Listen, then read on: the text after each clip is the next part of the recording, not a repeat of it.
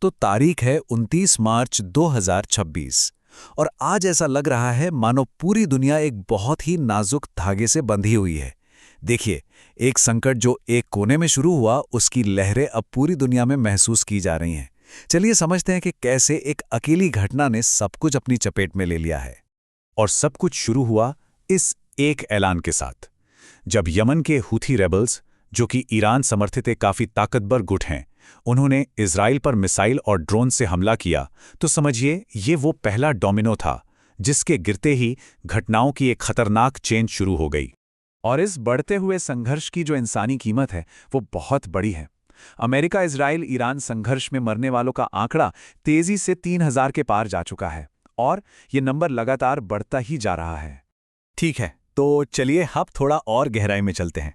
ये जो पूरी दुनिया पर असर हो रहा है उसे समझने के लिए हमें पहले वहीं देखना होगा जहां से ये सब शुरू हुआ, यानी पश्चिम एशिया के तेजी से बदलते हालात। देखिए कि हालात कितनी तेजी से बिगड़े हैं। पहले ही दिन हौथी रेबेल्स ने युद्ध का ऐलान कर दिया। उसके ठीक 2 दिन बाद तीसरे दिन ईरान ने सीधे दुबई में ठिकानों पर हमला किया और फिर 5वें दिन तक तो अमेरिका और इजराइल की तरफ से एक बड़े ईरानी बंदरगाह पर जवाबी कार्रवाई हो गई। और आज तो बात यहां तक पहुंच गई है कि पेंटागन ईरान में जमीनी ऑपरेशन की प्लानिंग कर रहा है। मतलब कुछ ही दिनों में पूरा खेल पलट गया। और ये संकट सिर्फ फौजी हमलों तक ही नहीं रुका है। एक इजरायली हमले में 3 पत्रकारों के मारे जाने से माहौल और भी ज्यादा तनावपूर्ण हो गया है। ईरान के रेवोल्यूशनरी गार्ड्स ने खाड़ी देशों में इंडस्ट्रियल टारगेट्स पर हमले करने का दावा किया है और इन सब के ऊपर अमेरिकी राष्ट्रपति ट्रंप ने एक सीधी सीधी डेडलाइन दे दी है, जिससे टकराव का खतरा और भी बढ़ गया है।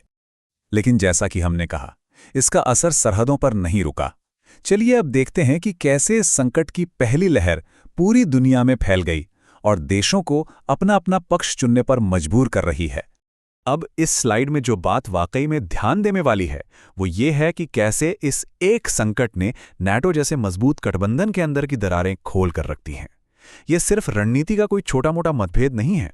ये असल में अमेरिकी आक्रामक रवैये और यूरोप के आर्थिक हितों के बीच का एक बड़ा टकराव है। एक ऐसी दरार जो सालों से बढ़ रही थी और अब सबके सामने आ गई है। और दुनिया के दूसरे बड़े देश भी तेजी से रिएक्ट कर रहे हैं। नॉर्थ कोरिया इस मौके का फायदा उठाकर अपनी मिसाइल टेक्नोलॉजी दिखा रहा है। पाकिस्तान एक अहम मध्यस्थ के तौर पर खुद को सामने लाने की कोशिश में है। यूक्रेन अपने हितों को सुरक्षित करने के लिए नए डिफेंस एग्रीमेंट कर रहा है। और हाँ, अमेरिका के अंदर ही राष्ट्रपति की आक्रामक नीतियों के खिलाफ सड़कों पर प्रोटेस्ट हो रहे हैं। देखिए, ये जो पॉलिटिकल संकट था, ये बहुत जल्दी एक इकोनॉमिक संकट में बदल गया और इसका असर अब लड़ाई के मैदान से निकलकर आम लोगों के बैंक खातों तक महसूस किया जा रहा है। सबसे पहला और सबसे साफ असर तो तेल की कीमतों पर पड़ा है, जैसा कि ये चार्ट दिखा रहा है। स्ट्रेट ऑफ हॉर्मुज, वो तंग रास्ता जहां से दुनिया का करीब 20% तेल गुजरता है, वहां टेंशन की वजह से ग्लोबल मार्केट में जबरदस्त उथल-पुथल है। जब ये रास्ता खतरे में होता है तो कीमतें आसमान छूने लगती हैं। और इसका असर सिर्फ तेल की कीमतों तक सीमित नहीं है, ये अब एक बड़ा सप्लाई चेन क्राइसिस बन चुका है। जब दुनिया के सबसे ज़रूरी शिपिंग रूट्स में से एक बंद हो जाता है तो मेस्क जैसी बड़ी कंपनियां काम रोक देती हैं, जर्मनी जैसे देशों को अपनी ऊर्जा के लिए कोयले की तरफ देखना पड़ता है और दुनिया भर का व्यापार ठप पड़ने लगता है। तो ये जो पूरा ग्लोबल संकट है, इसका असर अब जमीन पर भी दिखने लगा है। ये जो 7% का नंबर है ना, ये भारत में रेजिडेंशियल सेल्स में आई तिमाही गिरावट है और ये गिरावट सीधे सीधे इसी लड़ाई के इकोनॉमिक फॉलआउट से जुड़ी हुई है। अब जरा देखते हैं कि इन सारी ग्लोबल घटनाओं का भारत पर क्या असर हो रहा है और देश इस बड़ी चुनौती से निपटने के लिए क्या-क्या कदम उठा रहा है।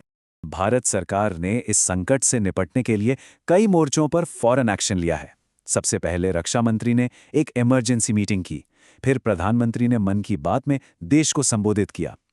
एनर्जी सिक्योरिटी के लिए भारत ने अमेरिका से, रूस से एलएनजी इंपोर्ट पर छूट की मांग की है।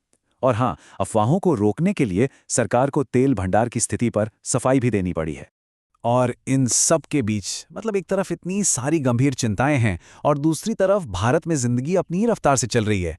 यकीन मानिए, आज बैंगलोर में आरसीबी और एसआरएच के मैच के साथ आईपीएल का नया सीजन भी शुरू हो गया है ना? कमाल की बात। तो चलिए अब एक कदम पीछे हटते हैं और देखते हैं कि इस बड़े संकट के अलावा आज यानी 29 मार्च को दुनिया में और क्या-क्या हो रहा है। तस्वीर काफी दिलचस्प है। इस जियोपॉलिटिकल उथल-पुथल के बीच एक नई हेल्थ इमरजेंसी भी सर उठा रही है। सिकाडा नाम का एक नया कोविड सब वेरिएंट कई देशों में मिला है, जो हमें याद दिलाता है कि दुनिया की मुश्किलें अक्सर एक साथ ही आती हैं। और अब कुछ बिल्कुल ही अलग, 12 टन। अंदाजा लगाइए ये क्या है? ये ईस्टर से ठीक पहले यूरोप में चोरी हुई किटकैट चॉकलेट का वजन है। कभी कभी दुनिया की खबरें वाकई में बहुत अजीब होती हैं। और आज की कुछ और सुर्खियां जरा तेजी से। पेरू में एक 3800 साल पुराने शहर की खोज हुई है। गोल्फ के लेजेंड टाइगर वुड्स गिरफ्तार हुए हैं। और नासा के आर्टेमिस 2 के एस्ट्रोनॉट्स अपने मून मिशन के लिए तैयार हैं। एक ही दिन में इतिहास, स्कैंडल और भविष्य, सब कुछ एक साथ। तो आखिर में सवाल यही उठता है, एक ऐसी दुनिया जहां एक लड़ाई तेल की कीमतों को हिला देती है, जहां एक महामारी का डर अब भी बना हुआ है और जहां जिंदगी की अजीबो-गरीब खबरें भी चलती रहती हैं, ऐसी दुनिया में हमारा ध्यान असल में होना कहाँ चाहिए?